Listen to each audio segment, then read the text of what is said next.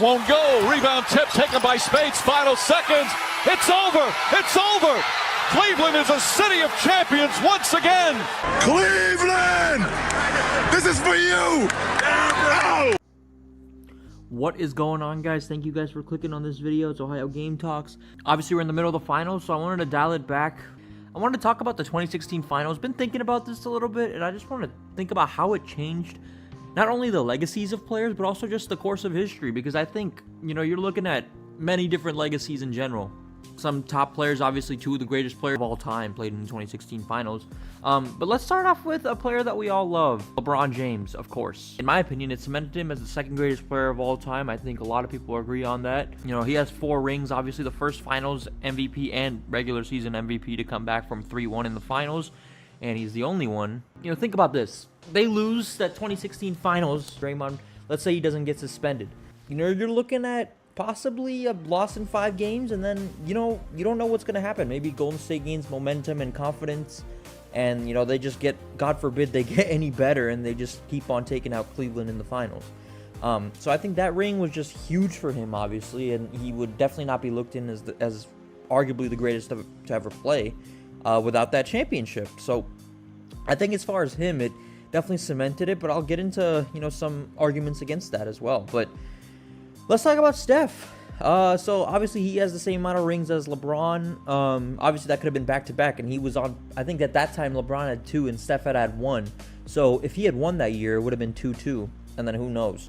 If he finished it off with a title, that team is probably looked at as like one of the best ever, and arguably better than the 96 Bulls, even though I don't think that's accurate. But would he have possibly been considered the second greatest? I don't know if he would have ever gone down as a better player, an overall complete player as LeBron James, but it's also like, you would have an argument, because if they finish it off, they gain confidence heading into next season, and, maybe they three-peat, or who knows? You never know. Maybe they add another piece, even though I don't think they would have changed anything. You have 140 regular season wins in the last 2 years. I mean, I don't think you don't really need to change anything, but what ifs? Like, it's like a big what if, because obviously KD joined, and then it's not looked at as the same way. And speaking of KD, I mean, does KD end up staying in OKC if Golden State closes him out? Or even if they don't, what if he does stay in OKC? Do they go up for one more round? Because they were up 3-1. I think one of the criticisms I have of him, it's not just the move itself, but it was also that his move to join Golden State really hid the criticism.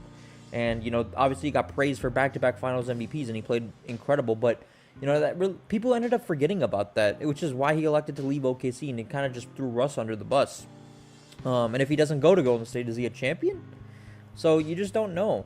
You don't know how these players are looked at if, the 2016 finals changes, the course of history. And obviously his former teammate, Kyrie Irving, who's in the finals right now. I mean, if KD doesn't join, does Cleveland maybe win? Because I personally think Cleveland I definitely think Cleveland beats Golden State in probably 6 or 7 games again in the 2017 finals, because I do think that they had gotten a lot of confidence. Maybe they go 1-1, 2017, 2018, but as far as 2017, I do think Cleveland would have beaten Golden State in 6 or 7 games with LeBron, Kyrie against Steph, Klay, Dre.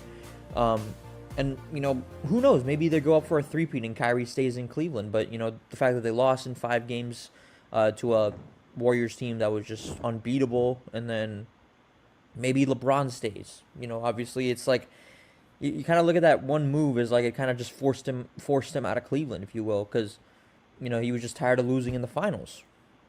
And maybe, like I said, LeBron, he could be in Cleveland, and if KD doesn't go there, and you just staying away from like the win. Like, let's say he does win, and KD just decides, okay, I'm gonna stay in OKC. Maybe he has 6 rings. Maybe they beat Golden State back to back. I think a 1-1 scenario where they go 1-1 against each other in 2017 and 2018. Maybe Golden State wins 2018, Cavs win 2017. I think that's more realistic, but you never know. Maybe he has 6 rings, and the GOAT argument is, I don't want to say undisputed, but it's like, it's closer than people think, because a lot of people are, they still say MJ is the GOAT, and I concur with that. But LeBron, I mean, if he has the same amount of rings, you'd have a much stronger argument for him being the GOAT. And you never know. Maybe he could have stayed in Cleveland and then won maybe 2-3 more. You never know. So I think that really, I don't want to say hurt his legacy, but it did kind of cost him and rob him of a couple of championships. But at the end of the day, that 2016 thing, I think that solidified his legacy, and I think that will be remembered. And you look at the narrative, I mean, the dynasty would be more respected. Obviously, they did it organically because Steph, Klay, Dre all were drafted by Golden State. And what's the narrative today? I mean, you hear from whether it's Cavs fans, whether you hear from LeBron fans, or like just the media in general. I mean, they needed KD on a 73-9 team just to beat LeBron James and the Cleveland Cavaliers. You know, Steph, like I said, Steph would have a higher ranking all time possibly if he, you know, finished the job with a 73-9 team. You never know. I mean, I'm not saying he would have definitively been looked at as a better overall player than LeBron, but you never know. I mean, he hit, I think he shattered the three-point record by over 200. He shattered his own record. So, you know, that just speaks to volumes of how great he is. And, you know, KD doesn't interject his way into the rivalry. It could have been an incredible rivalry, but it could have been the destination like changer. Like maybe LeBron is still in Cleveland, but you know, and in my opinion, I think players, they got helped. You know, both these players solidified their legacy with their third and fourth ring, but I don't know. I mean, you never know. It's a big question because it's like that series. If either it goes the other way, or maybe if it stays the same and KD still doesn't join, it's like, you never know. Maybe Steph has 5 rings, 6 rings. You don't know for sure. But, you know, that's pretty much it, guys. I do think both these players are solidified as all-time greats. LeBron is 2 at worst. Steph is probably top 10. And KD, I don't think he's there. I think he's top 20, but I don't think he's top 10 at all. And I don't think he'll have a chance to get in there. But that's pretty much it, guys. I just wanted to come on here and just talk about the 2016 finals. I'll always have a reason to do that. Let's go Cavs. But at the end of the day, both these players are great players, and I respect them so much for, you know, what they've given to us and what they've given to their team. So you guys take care. I appreciate you guys. Hit the left for a playlist, hit the right for a video recommended for you, and hit the subscribe button.